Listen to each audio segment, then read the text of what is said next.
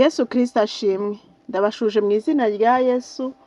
Dukomeje dusoma Bibiliya. Uyu ni umunsi w'172. Turi mu gitabo cya Yesaya. Uyu munsi turasoma ibice 57 tugere ku bice 60. Reka dusome mu izina rya Yesu. Umukiranutsi arashira ariko nta wabyitayeho. Abanyabuntu barakurwaho ariko abantu ntibazi ko umukiranutsi aba akijijwe ibyago byenda kuza. Agera mu mahoro. Umuntu wese wagendaga akiranuka azaruhukira ku buriri bwe. Nimwigire hino mwa bahungu b'umugore w'umushitsikazi mwe, urubyaro rw'umusambanyi na maraya. Uwo museka ninde? Uwo muneguriza izuru ninde? Mukamurabiriza indimi. Ntimuri abana b'abanyabyaha, urubyaro rw'abanyabinyoma, yemwe abihangishaho muri munsi y'imirinzi n'igiti cyose kibisi, mukicira abana mu bikombe, mu bihanamanga byo mu rutare. Mu mabuye y'ibitare anyerera yo mu gikombe niho hari umugabane wawe. Ayo ngayo niyo mugabane wawe, niyo wasukiriye amaturo anyobwa ukayatura n'ayandi maturo. Ubuse ndacyari uwitwarwaho ku bimeze bityo? Ku musozi muremure munini niho washyize uburiri bwawe, kandi niho wazamukaga ukajya gutamba ibitambo. Kandi washyize urwibutso rwawe inyuma y'inzugi n'ibikomanizo, kuko wambariye ubusa undi utari jye. Wurira uburiri bwawe ubugira bugari, usezerana nabo isezerano, ubonye uburiri bwabo urabukunda. Washengereye umwami wihezuye imibavu igutamyeho, utuma intumwa zawe kure, urisuzuguza bikugeza ikuzimu. Wagenze urugendo rurerure rugutera kunanirwa, ariko ntiwisubiramo ngo uvuge uti ntacyo rumaze.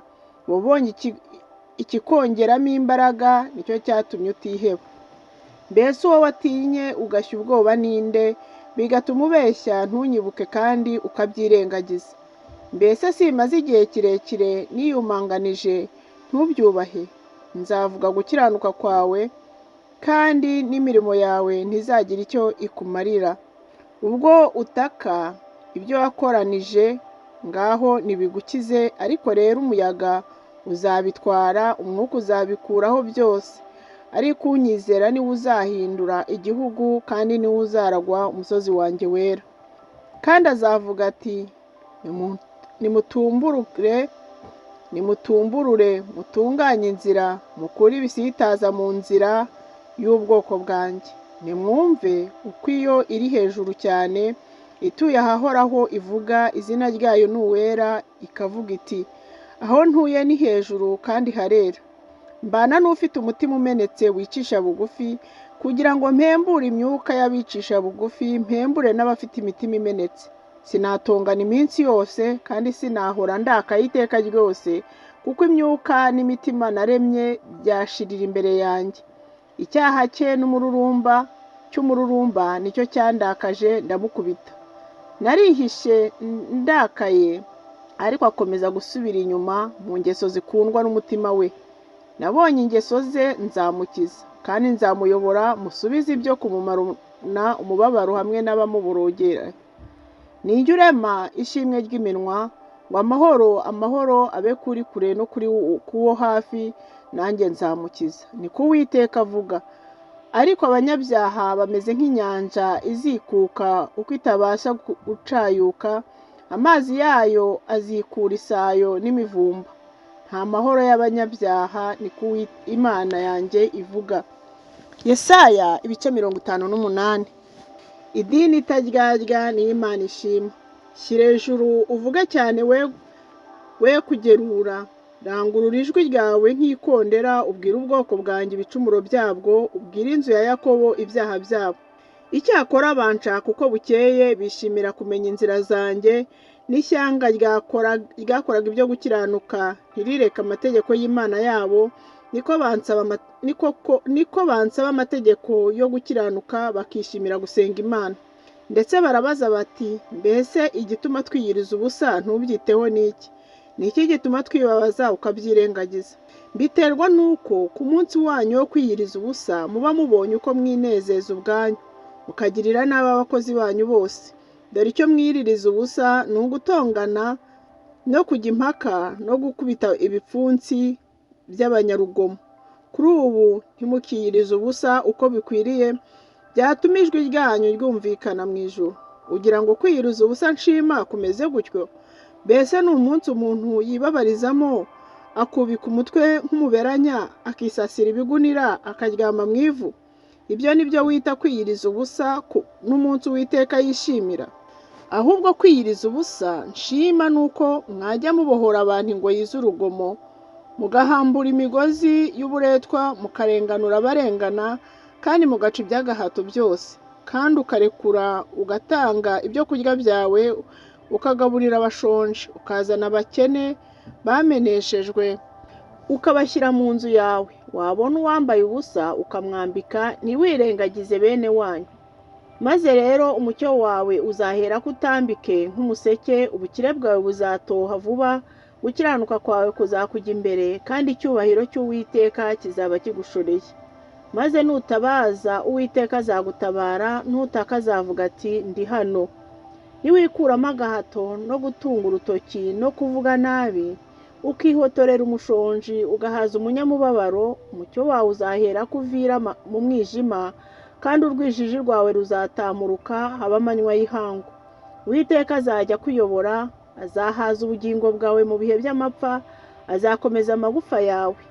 Uzamera nk'urutoki rwuhirwa, kandi uzaba nk'isoko y'amazi idakama. N'abazagukomokaho bazubaka mu matongo ya kera yasenyutse, uzongera gushinga imfatiro zariho ku ngoma nyinshi, kandi uzitwa uwica ibyuho, kandi usibura inzira zijya mu ngo. Nuhindukira ntukandagire isabato, ukanga gukora ibyo wishakiye ku munsi wanjye wera, ahubwo ukita isabato umunezero, umunsi wera w'Uwiteka ukawita uw'icyubahiro, ukawubaha. Ntube ikigenge, ntiwishakire ibyo kwinezeza, ntiwivugire ibyo ushaka ku bwawe. Nuko uzishimira Uwiteka, nanjye nzaguha kurambagira mu mpinga z'igihugu, kandi nzagutungisha gakondo ya sogokuruza Yakobo. Akanwa k'Uwiteka niko kabivuze. Yesaya ibice 59. Dore ukuboko k'Uwiteka ntikwaheze ngo ananirwe gukiza, n'ugutwi kwe ntikwapfuye ngo ananirwe kumva. Ahubwo gukiranirwa kwanyu niko kwabatandukanije n'Imana yanyu, n'ibyaha byanyu nibyo bitera kubima amaso ikanga no kumva. Erega amaboko yanyu yahindanijwe n'amaraso, intoki zanyu zandujwe no gukiranirwa. Akanwa kanyu kavuga ibinyoma, n'ururimi rwanyu ruvuga ibibi by'ibihwehwe. Ntawe uregera gukiranuka, kandi ntawe uburana iby'ukuri, ahubwo biringira ibitagira umumaro, bakavuga ibinyoma, basama inda zigomwa, bakabyara gukiranirwa.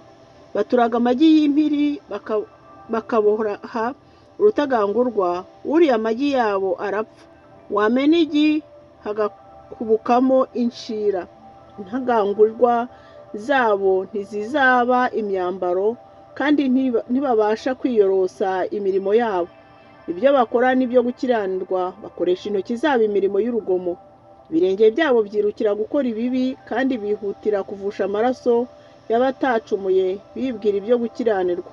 Aho bajya hose ni ugusenya no kurimbura.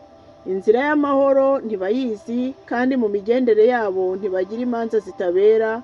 Biremeye inzira zigoramye, uzigendamo wese ntazi amahoro. Nicyo gituma imanza zitabera zituba kure, no gukiranuka ntitukugereho. Dutegereza umucyo tukabona umwijima, twiringira itangaza tukagenda mu rwijiji. Dukabakaba ku nzu nk'impumyi, ni ukuri turakabakaba nk'abatagira amaso. Ku manywa y'ihangu dusitara nko mu kabwibwi, mu banyambaraga tumeze nk'intumbi. Twese twivuga nk'idubu, tukaganya cyane nk'inuma iguguza. Dutegereza itegeko ariko ntaryo, twiringira agakiza ariko kakatuba kure. Erega ibicumuro byacu bibaye byinshi imbere yawe, kandi ibyaha byacu ari byo bidushinja. Ndetse ibicumuro byacu turi kumwe nabyo, kandi no gukiranirwa kwacu nako turakuzi. turacumura kandi twihakana Uwiteka, turateshuka tukareka gukurikira Imana yacu, tukavuga iby'agahato n'ubugome, twibwira ibinyoma, tukabivuga tubikuye ku mutima. Imanza zitabera zisubizwa inyuma no gukiranuka, tugahagarara kure kuko ukuri kwaguye mu nzira, kandi gutungana ntikubasha kwinjira. Ni ukuri koko, ukuri kurabuze, uretse ibibi aba umunyage. Uwiteka yarabibonye ararakara kuko nta manza zitabera zihari, kandi abona ari nta muntu uhari, atangazwa nuko nta n'uwo kubitwarira. Icyo cyatumye ukuboko kwe ariko kwamuzaniye agakiza, kandi gukiranuka kwe kukamutera gushikama. Yambara gukiranuka nk'icyuma gikingira igituza, yambara agakiza kaba ingofero, yambara n'imyenda yo guhora ayigira imyambaro, yambika umwete nk'umwitero. Azabitura ibihwanye n'ibyo bakoze, abanzi bazabitura uburakari bw'ababisha be, azabahora, kandi n'ibirwa azabiha imyiturano. Nibwo bazubaha izina ry'Uwiteka uhereye iburengerazuba, bakubaha icyubahiro cye uhereye aho izuba rirasira, kuko azaza nk'umugezi uhurura ujyanwa n'umwuka w'Uwiteka. Nuko umucunguzi azaza i Siyoni, asanga abayakobo bahindukira bakareka gucumura. Niko Uwiteka avuga. Maze aravuga ati, iri ni ryo sezerano nsezerana nabo, umwuka wanjye ukuriho n'amagambo yanjye nshyize mu kanwa kawe ntibizatandukana n'akanwa kawe n'akanwa k'urubyaro rwawe, kandi n'ak'ubuvivi bwawe uhereye ubu ukageza iteka ryose. Niko Uwiteka avuga. Yesaya ibice 60. Umukiza w'abanyamahanga azaturuka i Siyoni. Byuka urabagirane kuko umucyo wawe uje, kandi ubwiza bw'Uwiteka bukaba bukurasiye. Dore umwijima uratwikira isi, umwijima w'icuraburindi uzatwikira amahanga, ariko Uwiteka azakurasira kandi ubwiza bwe buzakugaragaraho. Amahanga azagana umucyo wawe, n'abami bazagusanga ubyukanye kurabagirana.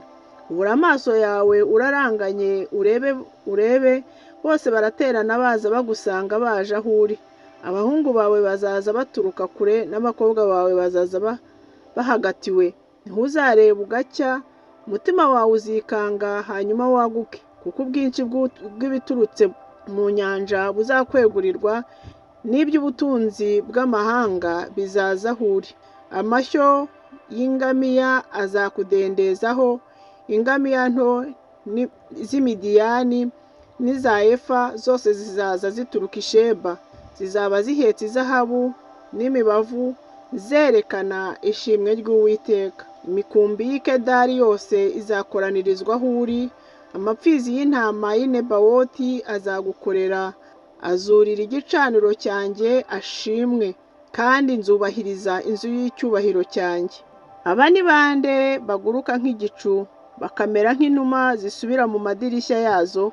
Ni ukuri ibirwa bizantegereza, n'inkuge z'i Tarushishi nizo zizabanza kuzana abahungu bawe zibakura kure, bazanye ifeza n'izahabu byabo kubw'izina ry'Uwiteka Imana yawe, Uwera wa Isiraheli, kuko yakubahirije.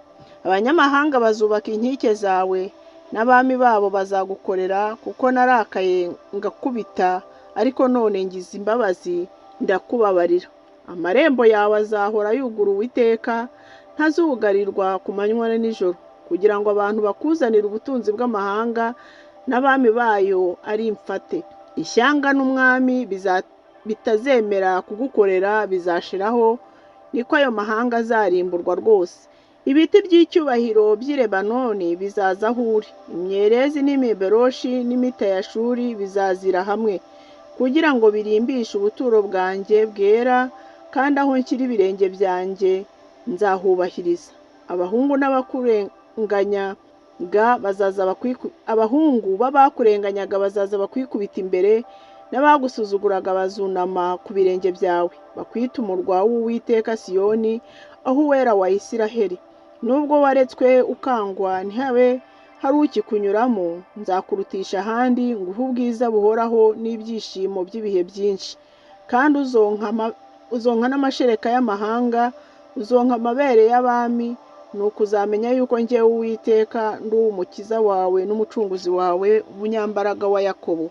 Mu cyimbo cy'imiringa nzazana izahabu, no mu cyimbo cy'icyuma nzazana ifeza.